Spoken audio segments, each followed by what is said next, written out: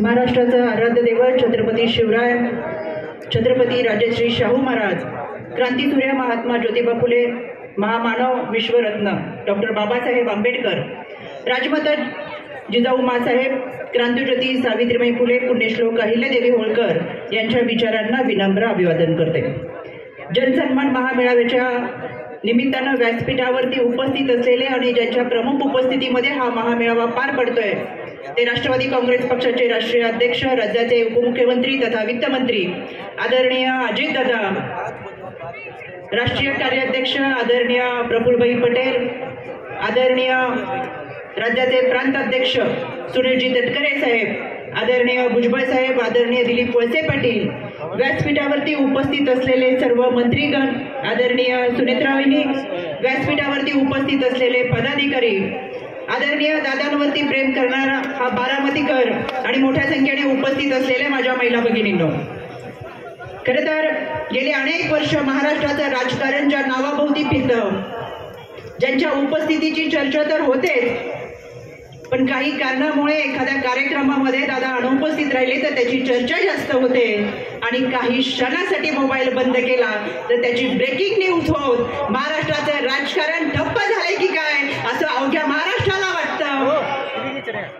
ज्यांच्या बारामतीचा पॅटर्नचं उदाहरण हे निवडणुकीच्या रणधुमाळीमध्ये दिलं जातं आणि निवडणुकीमध्ये उभा राहिलेला उमेदवार हा मतदारांना आश्वासन देतो की तुम्ही मला मत द्या, मी तालुक्याची बारामती करून दाखवेल, असं बारामती आणि अजितदादा समीकरण असलेल्या या बारामतीपासून जनसन्मान महामेळाव्याची सुरुवात होतीये। आपल्या सगळ्यांचे मी मनापासून स्वागत करते। आदरणीय दादा, महाराष्ट्रातल्या तमाम महिला भगिनींच्या वतीने मी आपल्याला मनपूर्वक धन्यवाद देते। महाराष्ट्रातल्या अनेक महिलांनी आपल्याला पत्राद्वारे आपले आभार व्यक्त केलेले आहेत, अभिष्ट चिंतन केलेलं आहे यासाठी की महाराष्ट्रातल्या या महिला भगिनींसाठी आपण लाडकी बहीण योजना आणली आणि खऱ्या अर्थानं शहरी भाग, ग्रामीण भाग, वाड्या वस्त्या आणि पाड्यावरच्या महिला भगिनीला देखील त्याचा लाभ मिळतोय। या उत्साहाच्या वातावरणामध्ये महिला भगिनी आपले आभार व्यक्त करतात। आमच्या महिला भगिनी देखील टाळ्या वाजवून आपल्या या निर्णयाचं मनापासून स्वागत करतात। दादा, आपण अर्थसंकल्पातून महाराष्ट्रातल्या युवक, कष्टकरी, कामगार, शेतकरी यांना भरभरून योगदान दिलं, पण सर्वाधिक जे काही दिलं ते तुम्ही आमच्या मातृशक्तीला दिलं। आमच्या मातृशक्तीचा आपण सन्मान केला। माय आणि माऊलींचा सन्मान करणारा हा अर्थसंकल्प होता। महाराष्ट्राची वारकरी संप्रदायाची शेकडो वर्षाची परंपरा म्हणजे आषाढी वारी आणि खऱ्या अर्थानं शेकडो वर्षाच्या या परंपरेमध्ये सर्वात पहिला जो आपण निर्णय घेतला तो वारकरी संप्रदायासाठी घेतला।